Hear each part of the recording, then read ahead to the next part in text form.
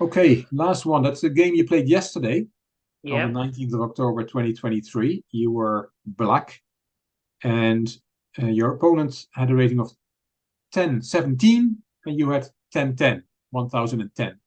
yeah, And this was a D4 opening, which doesn't happen a lot at your level, but sometimes it happens. D5, yeah. knight of 6, and we get all the knights developed, which is fine. H3 wants to keep a bishop from G4, I guess. So you play the bishop to F5. That's a fine developing move. And yeah, again, you can take on D3. You can also let him take, and you take towards the center. It's a double pawn, but it's not weak. It's fine Yeah. in this situation. Bishop B4, Queen D3. You're castled, and he kicks your bishop around. But B6 is a nice home for the bishop, and he pushes in the center. That H4 looks a bit weak for my king, Ah, would you say? no, I would disagree. I mean, how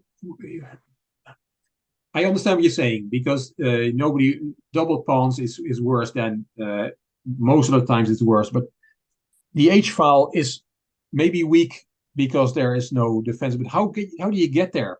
You can only Yeah. get there. I can't even if I make 5 moves for white, how do I get in trouble on the H file? White makes 5 moves in a row. So we could do Queen to E4.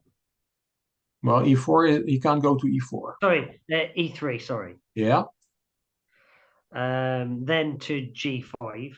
yeah,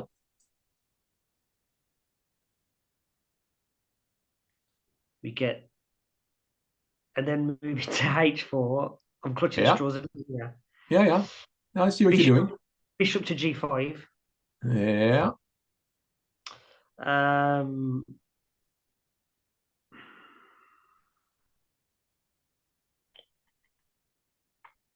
Knight to E5. Okay. So you make So your we've five got moves. Are you threatening anything? no, No, no. I don't But think I so. think the lower levels, a queen comes out, and I'm like, oh, I think this is like, I know you listen, you've made the point very clear, very well, but I don't know, is it normal, like when to think, oh, the H4, that's checkmate. I can't really move anywhere. I don't know. Maybe it's something I grow out of. Maybe it's No, something I don't even see. it's to answer your question, it's not a beginner's thing. Nobody likes their king being unsafe. The only thing is that if you have more experience, then you see that actually the king's not that unsafe at all.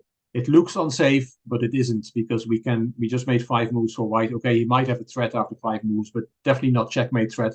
For starters, even if he gets a knight on G5 and a queen on H4, and then you have the queen H7 checkmate, but that's not even checkmate because your knight is covering that square. So, Yeah. but okay, you could say you can kick the knight with E5, and then your knight has to play, and then it's suddenly checkmate. But so many things have to happen before that is a reality. And I guess to answer your question, when you have more experience, you've seen this type of position more and more, then you see there's no immediate threat against your king. Um, a lot of defenders around.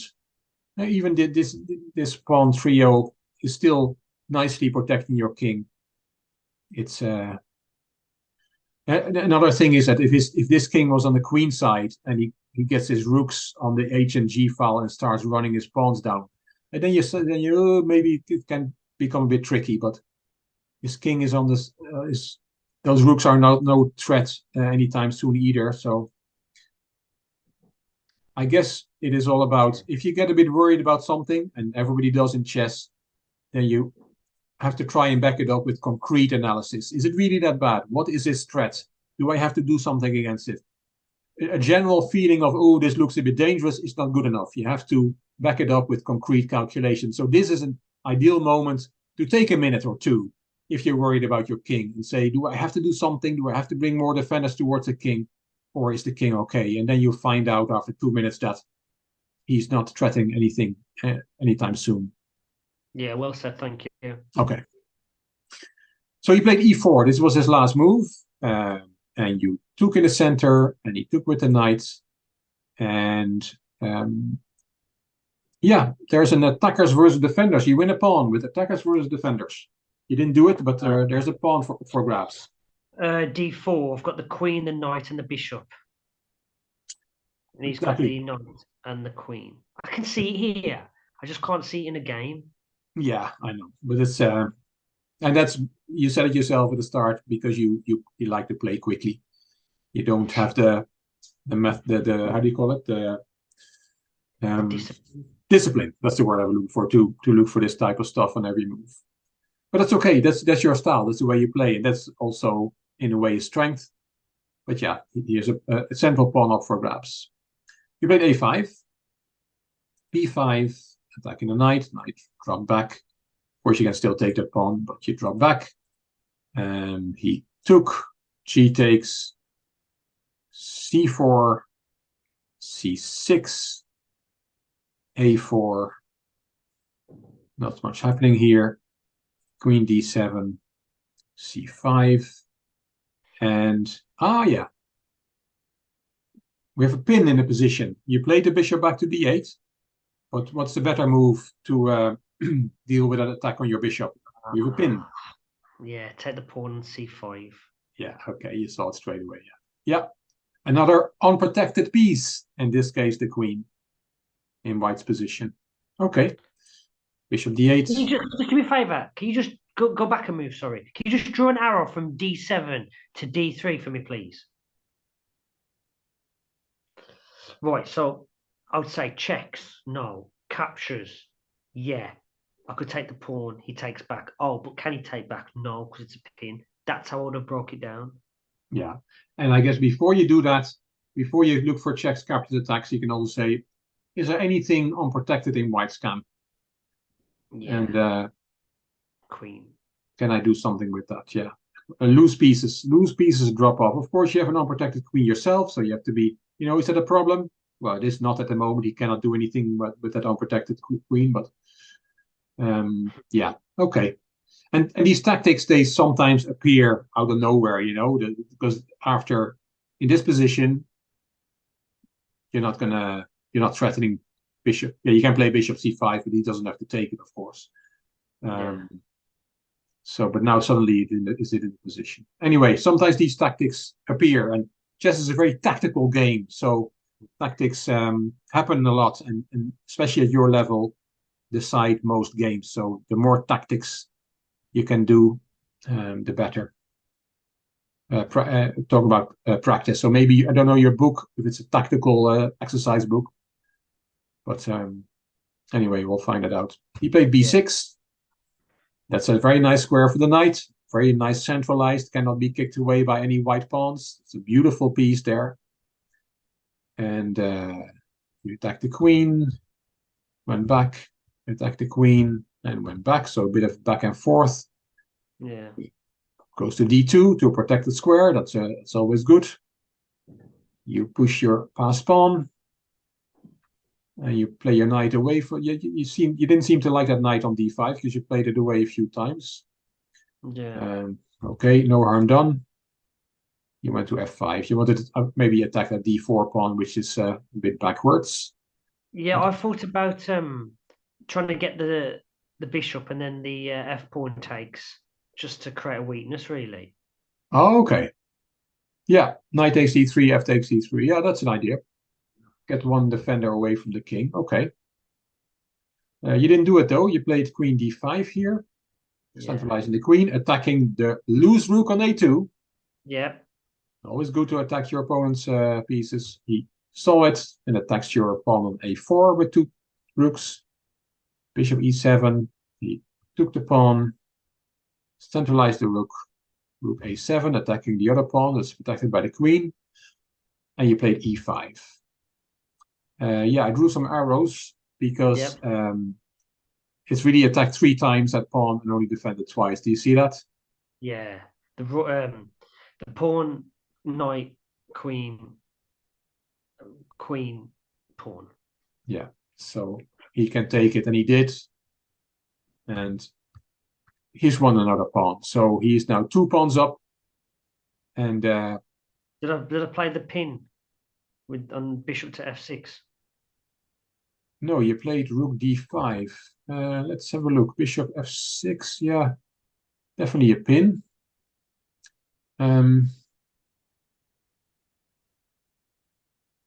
Are you winning material, or can he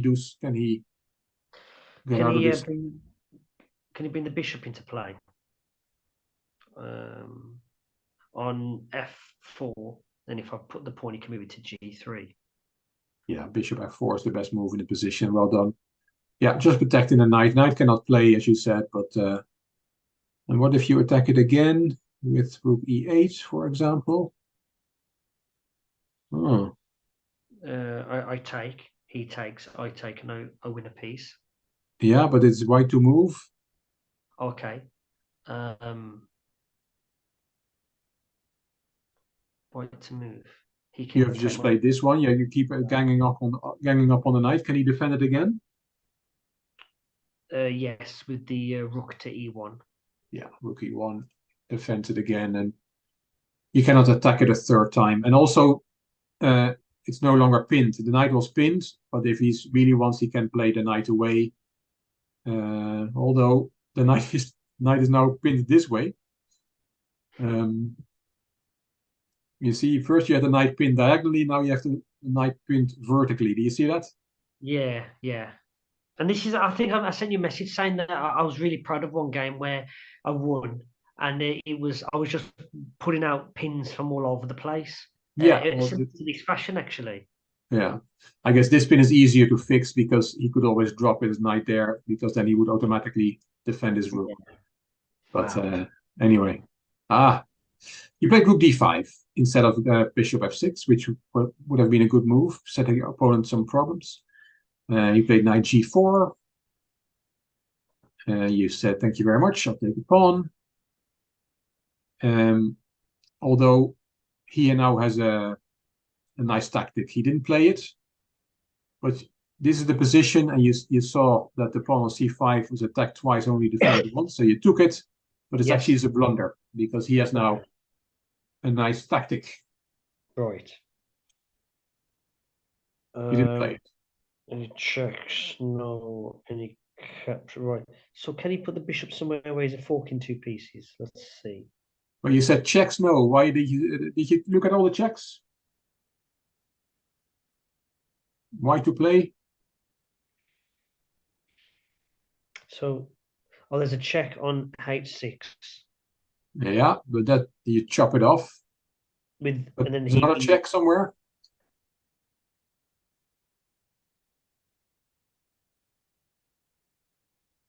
So knight h6 is check. Oh yeah. Oh yeah. He can take my rook. Yeah, knight f6, right? And winning a full rook. Yeah. I'm embarrassed. I know. Don't be embarrassed. He didn't see it. He decided to take on c5. Rook takes c5, and now the rook is no longer on d5. So knight f6 check now does not win the rook, because the rook is no longer on that square. But he can take the pawn, and that's what he did.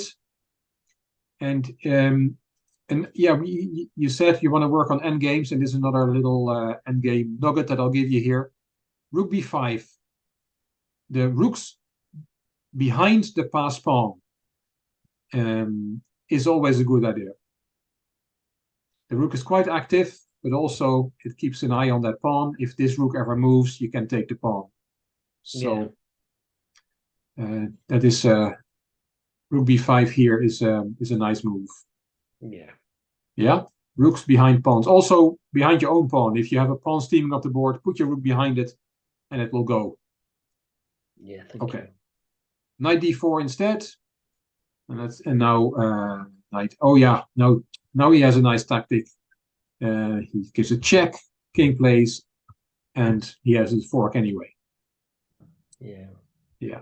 It doesn't cost you a full rook. Yeah, only an exchange. You gave a check first.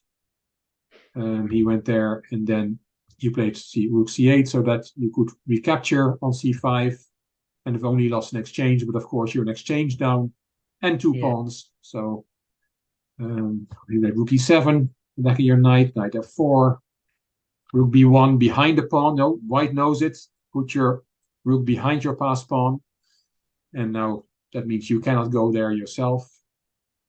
You try to get some counterplay, but he's too quick. And this is how the game finished. He's just too much material up. He's chasing your king around. This is a double attack on the rook and the king. King g3 protects the rook. Yay. He has mate in one though here. Right. Mate in one. In two different mate in one moves. Let's see if we can find them. Right, is it queen to g4? Queen g4 is checkmate indeed. And what's the other checkmate in one? Rook to e3. Then you still have rook f3. Oh yeah, bloody hell. Queen to e5. Knight f4 or rook f4. Conga there, conga there, conga there. Oh, this is so there's one. Is it with the queen? No, it's with this guy. G5. Rook g5 is also checkmate. Yeah, exactly.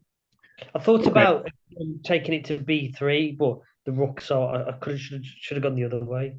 Yeah, he went to b3 with check, and Yeah, but this was checkmate after all. So it's not important that you give mate in one. I just want to give you the little exercise. yeah.